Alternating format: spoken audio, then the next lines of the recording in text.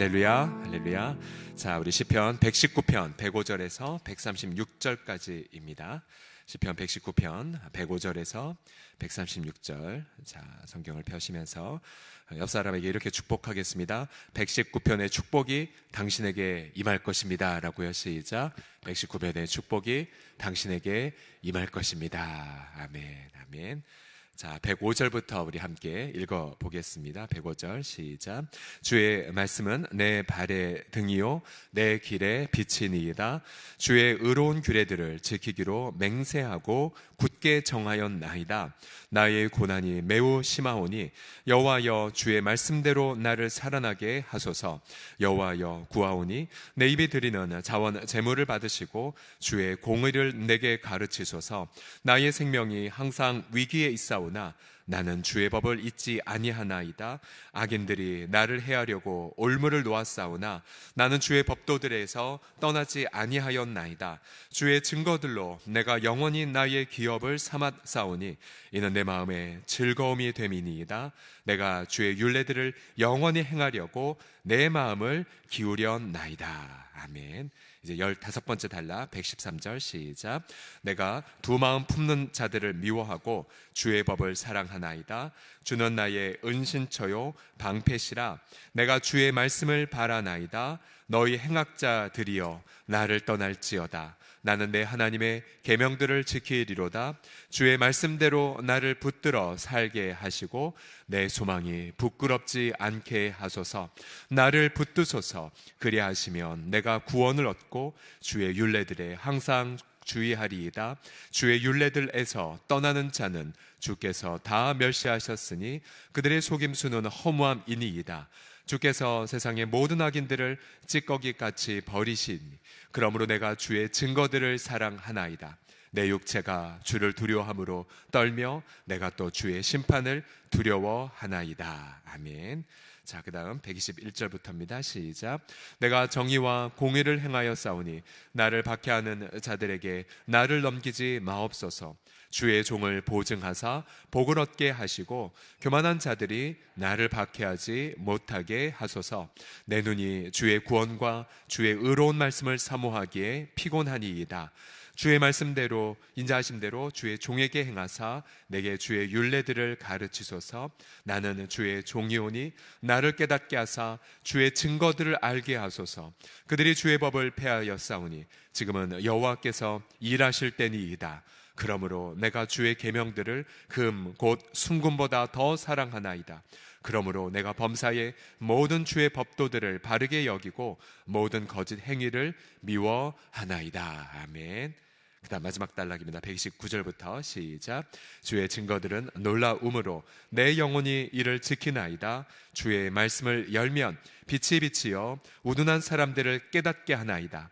내가 주의 계명들을 사모함으로 내가 입을 열고 헐떡였나이다. 주의 이름을 사랑하는 자들에게 베푸시던 대로 내게 돌이키사 내게 은혜를 베푸소서. 나의 발걸음을 주의 말씀에 굳게 세우시고 어떠한 죄악도 나를 주관하지 못하게 하소서. 사람의 박해에서 나를 구원하소서. 그리하시면 내가 주의 법도들을 지키리이다. 주의 얼굴을 주의 종에게 비추시고 주의 율례로 나를 가르치소서. 그들이 주의 법을 지키지 아니하므로 내 눈물이 시냇물같이 흐르나이다. 아멘, 아멘. 한 번 더 옆 사람 보시면서 당신으로 인하여 하나님께 감사합니다 하겠습니다. 시작. 당신으로 인하여 하나님께 감사합니다. 예, 오늘 수능 일을 마쳐서 우리 유년부실에서 9시부터 우리 기도와 또 예배드리는 시간을 갖고자 합니다. 우리가 아이들을 위해 뭔가 치성을 드리는 그런 개념이 아니라 다음 세대를 품고 하나님 앞에 온종일 우리 부모 세대가 예배드리는 그런 시간을 가지고자 합니다. 우리 섬김이들 또 우리 사랑방 식구들 마을별로 또 우리 조부모님들도 함께 동참을 해주십시오. 1980년대 말에 한국교회에 경배와 찬양운동이 일어났습니다. 이 경배와 찬양의 집회 말미에는 꼭 이러한 도전이 있었죠. 이 복음을 들고 땅끝까지 복음을 증거할 사람은 손을 들어 헌신하십시오 라고 이렇게 서원 기도들을 많이 시켰습니다. 그래서 손을 그럼 뭐 대부분 다 들죠. 거의 100% 다 들면은 꼭 이렇게 축복을 더했어요. 도장을 찍었습니다. 해로울지라도 이 서약을 지키게 하옵시고 뭐 그러면서 우리 청소년들, 청년들을 헌신을 시켰죠. 그래서 훗날 한 신대원의 입학생들에게 어떻게 신학교에 들어왔는지를 조사를 해봤는데 놀랍게도 70%, 한 80% 이상의 그런 학생들이 바로 그 경배와 찬양 집회에서 서약했기 때문에 이곳에 왔다라고 하는 그러한 이야기도 들은 적이 있었습니다. 우리가 결단하다, 또 서약하다, 그리고 맹세하다. 우리가 너무 나를 믿지 않아서 작심삼일 이런 걸 알기 때문에 이런 단어들을 소홀히 할 때가 많죠. 그러나 이 결단, 서약, 맹세, 헌신 이런 단어들은 순종의 도상에서 굉장히 중요한 단어들입니다. 바로 이 14번째 단락, 결단과 감사 예물로 제가 제목을 붙였는데요. 이 히브리 알파벳 14번째 글자인 눈으로 시작되는 이 14번째 단락을 보게 되면 반복해서 맹세, 결단, 서원 등의 단어가 나옵니다. 106절을 같이 읽어보죠. 106절 시작. 주의 의로운 규례들을 지키기로 맹세하고 굳게 정했다. 무려 4번이나 자신을 하나님 앞에 의지적으로 결단하고 있는 것을 보고 있습니다. 여러분도 말씀을 순종하기로 맹세하고 또 결단하신 적 있습니까? 왜냐하면 그 이유는 105절에 보시게 되면 주의 말씀은 내 발의 등이요 내 길의 빛이임을 체험했기 때문이죠. 시골 예전에 길에 가면 가로등도 없을 때에 바로 자기의 발 앞에 등불이 있다면 내 10발자국은 보이지 않지만 그러나 내 2-3발자국 앞은 보이게 됐죠. 그래서 한 걸음 한 걸음 내 인생 5년 후 10년 후를 알 수는 없지만 그러나 오늘 하루 보여주신 대로 순종하게 되면 어느덧 내 인생의 5년 후 10년 후는 예수님이 걸어가신 발자국이 될 것입니다. 가장 중요한 것은 바로 오늘이죠. 오늘 내가 순종하기로 결단하는가. 특별히 이 시편 저자는 이 순종의 결단과 맹세 속에서 이분의 배경 역시 고난을 계속 고백하고 있어요. 107절에 보시게 되면 나의 고난이 어떻게 해요? 심한 정도가 아니라 매우 심하다라고 고백을 합니다. 매우 심하오니. 또 109절에 보게 되면 나의 생명이 항상 위기에 있습니다. 위기에. 또 110절에 보면 그 고난의 한 배경에 악인들이 나를 해하려고 올무를 덫을 놓았다라고 호소합니다. 참 많은 고난을 겪고 있지만 중요한 건 시인은 언제나 하나님의 말씀에 순종하기로 결단합니다. 그리고 맹세합니다. 여러분 우리도 인간의 본성은 고난이 있으면 순종하고 싶지 않아 하죠.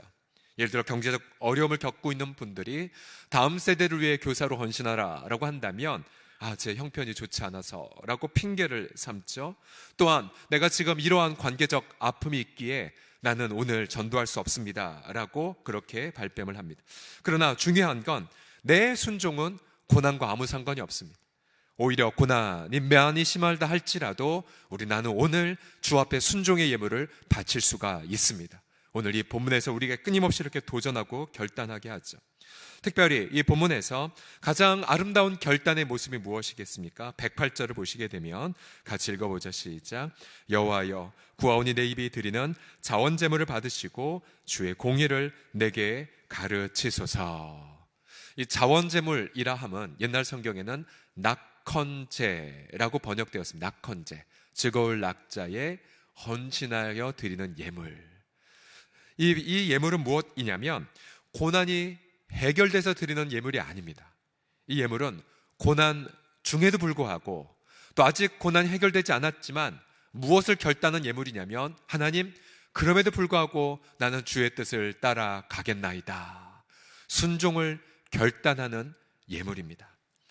예를 들어 여호사밧 왕을 보시면 전쟁 앞에 처음엔 두려워했지만 주의 얼굴을 간절히 구했고요. 여전히 적들의 함성이 가득했지만 그가 했던 첫 번째의 행동은 감사하는 것이었죠. 찬양대를 앞에 도열하게 해서 여호와께 감사하라. 그는 선하시며 그 인자하심이 영원하미로다를 감사케 하자.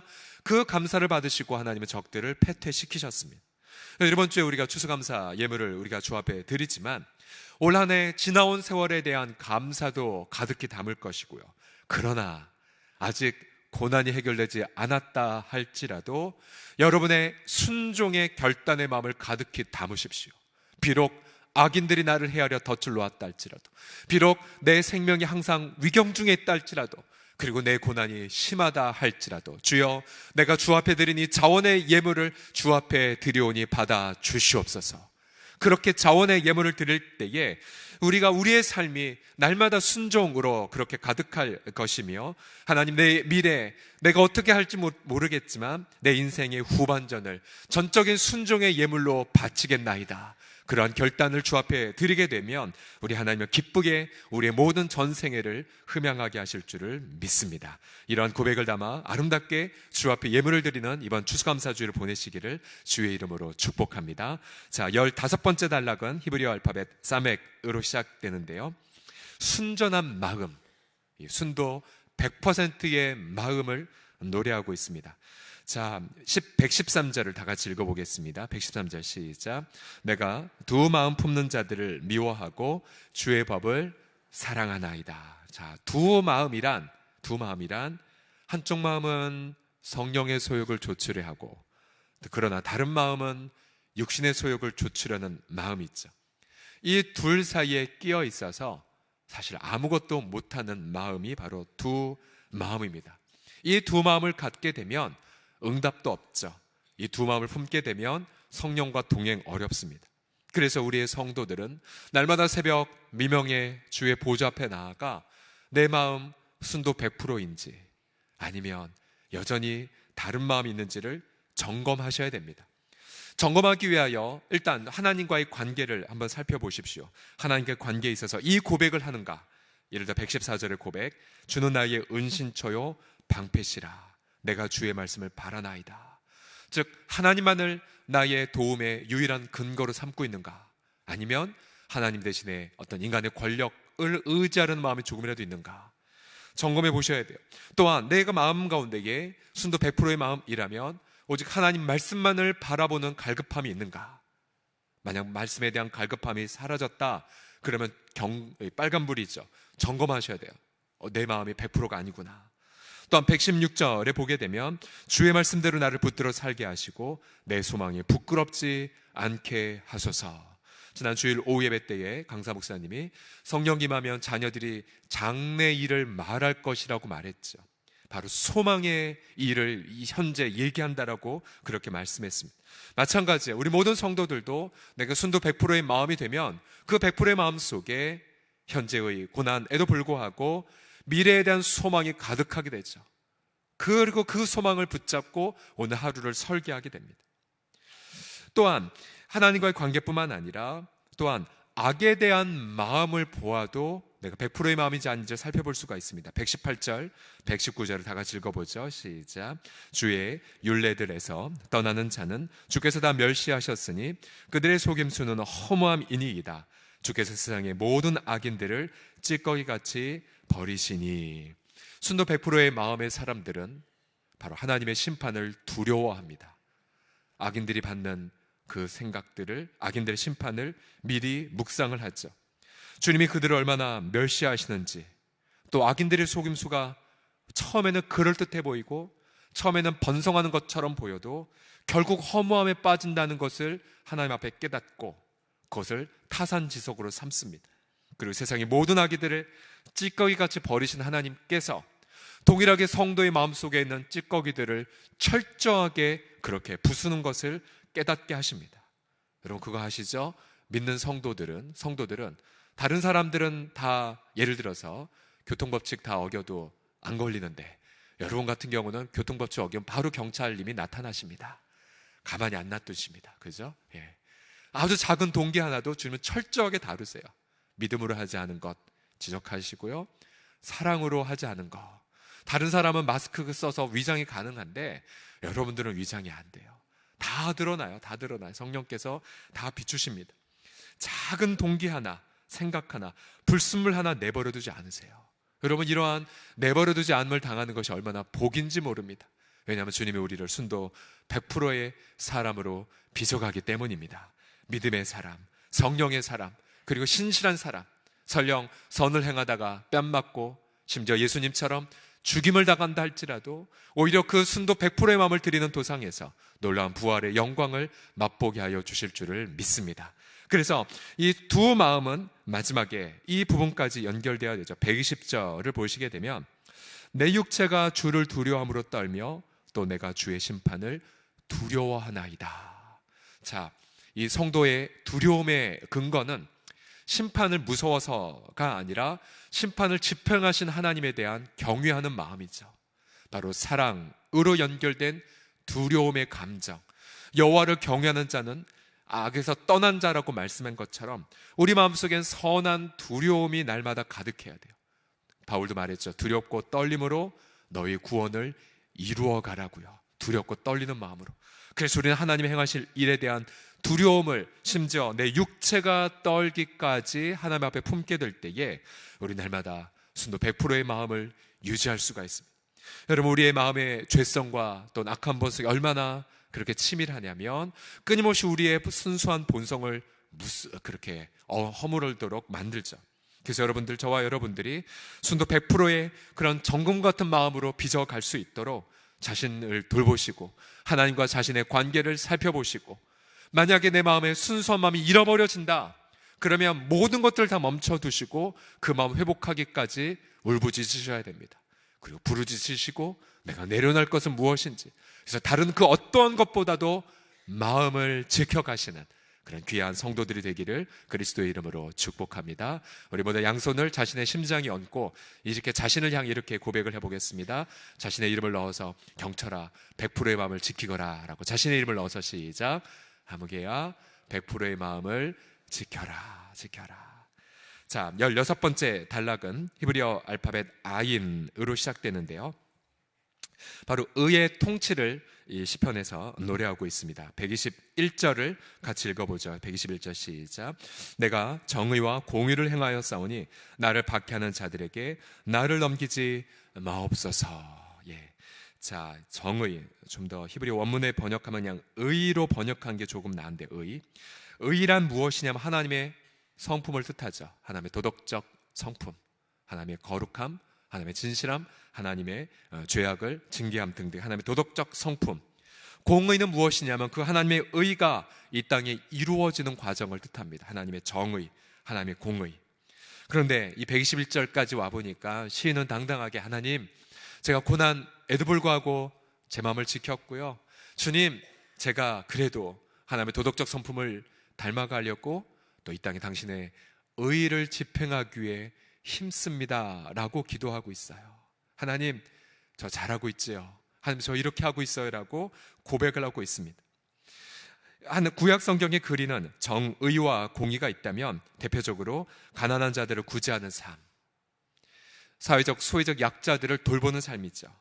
즉 외국인 노동자들을 지켜주고 돌봐주고 또 자신이 드린 예물을 떼어서 고아와 과부들을 즐겁게 해주고, 그래서 끊임없이 그런 나눔의 삶을 살게 되고요. 또 그뿐만 아니라 자신의 일터가 있다면 일터의 노동자들을 향한 그러한 정의로운 대우들을 반드시 해야 됨을 구약 성경은 강조하고 있죠.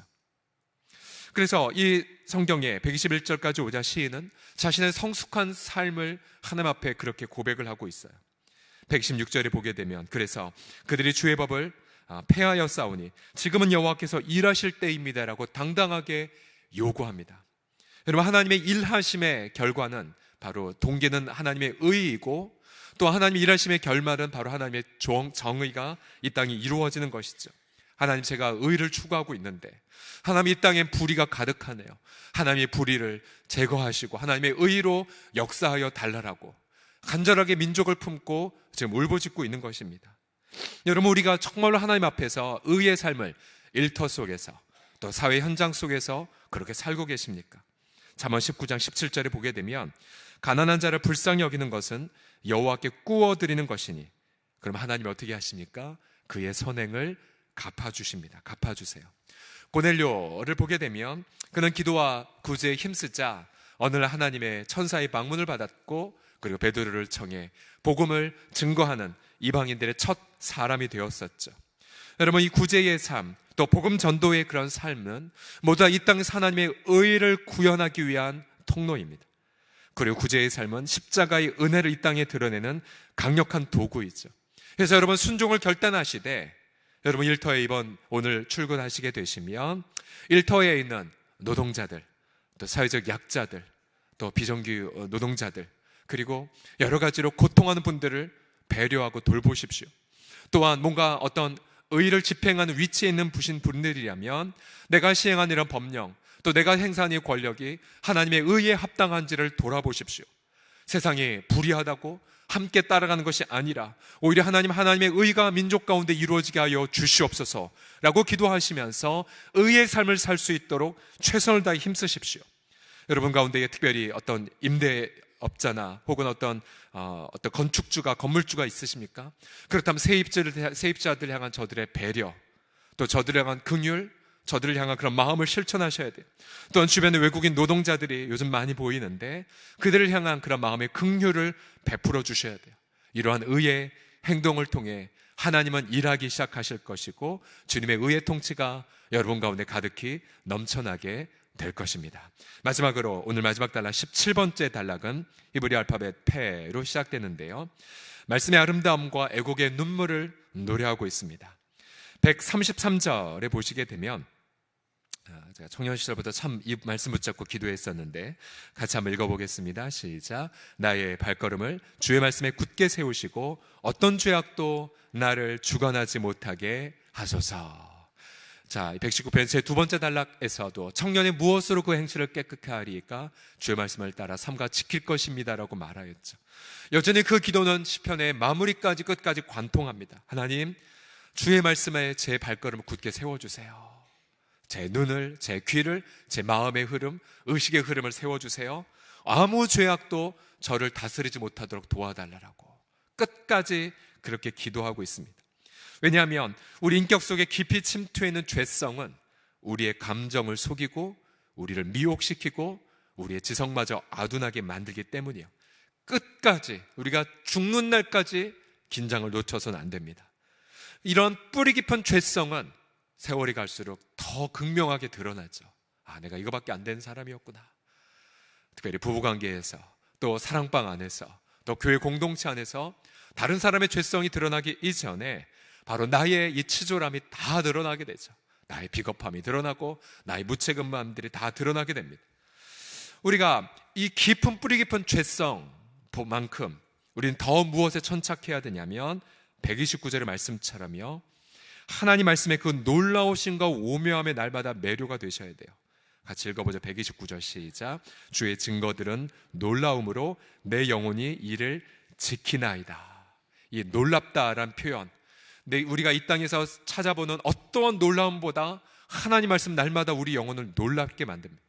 우리 이 땅에서 경험한 어떠한 아름다움보다 성경 말씀은 너무나도 아름답죠. 이 땅에서 경험한 어떠한 지혜보다 하나님 말씀은 탁월하게 지혜롭습니다.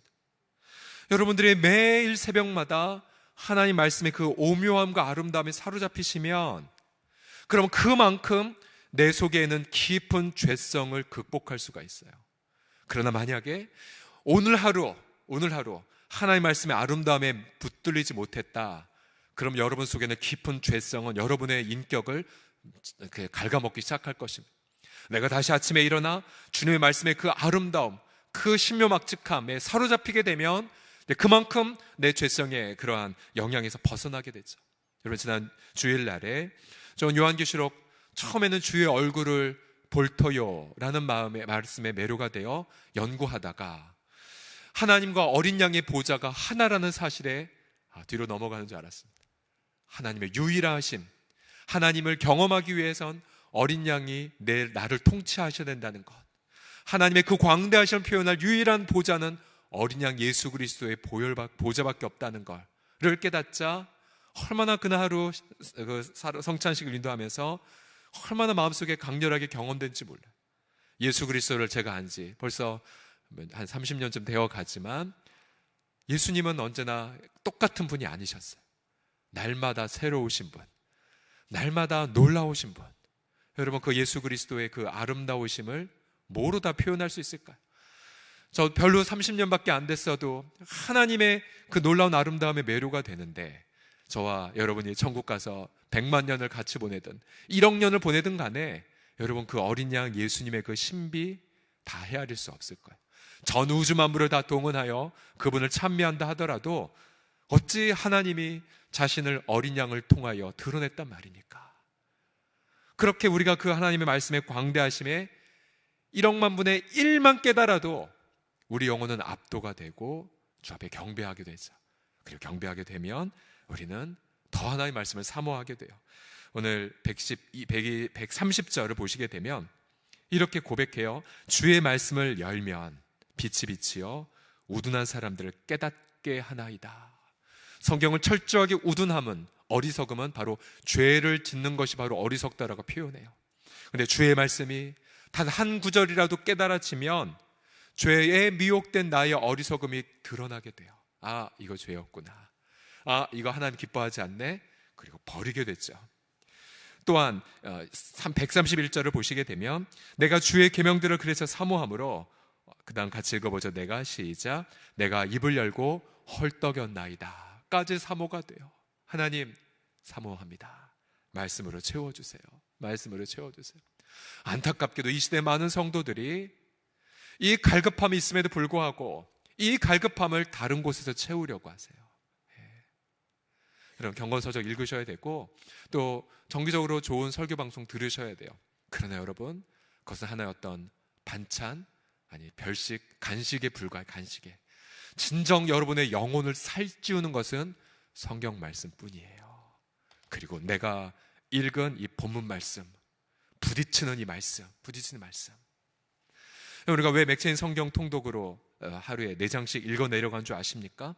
이것은 철저하게 구속사를 위하여 기획된 성경 본문이에요. 구속사.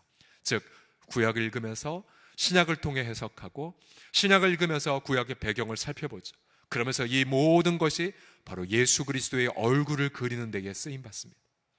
날마다 압도되어지는 그 그림들. 만약 내 속에 하나님 말씀에 대한 갈급함이 없다, 또한 내 마음속에 입을 열고 헐떡일 만큼의 사모함이 없다, 그 영혼은 병든 거예요. 여러분, 우리 환우들 가면은 병든 걸 뭐로 알 수 있습니까? 식욕이 없는 걸로, 먹지 않는 걸로 알 수가 있죠. 여러분, 저와 여러분의 원래의 상태가 뭐냐면 말씀으로 거듭났기 때문에 말씀을 단 하루라도 먹지 않으면 우린 죽어가요. 숨 막혀갑니다. 어두워지고 그리고 약해지죠. 반대로 주의 말씀에 단 한 조각이라도 말씀의 영혼에 들어오게 되면 지혜롭게 되고 충만하게 되고 바로 앞에 미래를 바라보게 되죠. 여러분, 얼마나 우리 교회 다음 세대 교사들이 얼마나 이 말씀 가운데 붙들렸는지 잘 모르겠어요. 여러분이 공과 공부 시대에 뒤떨어졌다고 해서 다른 것만 자꾸 추구하는 경우가 있죠. 종종 어떤 겨울 수련회 이런 걸 하게 되면 행사는 많이 하는, 이벤트는 많이 하는데 교사들의 입을 통해서 나온 말씀이 없어요. 너무 안타까울 때가 많아요. 왜? 그리고 설교하는 거는 다 교육자들에게 맡기고. 언제부터 그렇게 되었습니까? 다음 세대요, 막강한 재정, 막강한 프로그램이 살아나지 않아요. 단 한 명의 교사가 입을 열고 헐떡이며 그 말씀에 사로잡히면서 정말로 일주일 동안 붙잡고 간절히 기도하며 주일날 만나서 아이의 눈에 눈물을 흘리면서 얘야, 내가 너에게 먹일 말씀이 이거란다. 그리고 너도 나와 함께 말씀을 함께 읽지 않겠냐, 또 너도 나와 함께 말씀을 묵상하지 않겠냐라고. 여러분, 저희가 미션 트립 갈 때 아이들에게 시키는 게 말씀 인도하는 거거든요. 묵상 훈련 시키면 너무 신기하게도 애들이 성경을 통해서 경험한 통찰력은 어른을 능가할 때가 많아요. 우리가 배워요. 여러분, 우리가 이렇게 말씀에 사로잡혀야 하지만 어떠한 죄악도 우리를 주관할 수 없게 돼요. 133절을 다시 한번 읽어보겠습니다. 시작. 나의 발걸음을 주의 말씀에 굳게 세우시고 어떤 죄악도 나를 주관하지 못하게 하소서. 이런 말씀에 사로잡힘은 또한 마지막 중보기도로까지 이어져야 되죠. 136절 마지막 구절입니다. 시작. 그들이 주의 법을 지키지 아니하므로 내 눈물이 시냇물같이 흐르나이다. 말씀에 사로잡히면 이어서 말씀에 사로잡히지 않은 성도들에 대한 눈물의 기도가 흘러나오고, 또한 아예 말씀을 거부하는 자들에 대한 안타까운 회개의 기도, 눈물의 기도가 흐르게 됩니다. 주님, 저들을 회개하게 해주세요.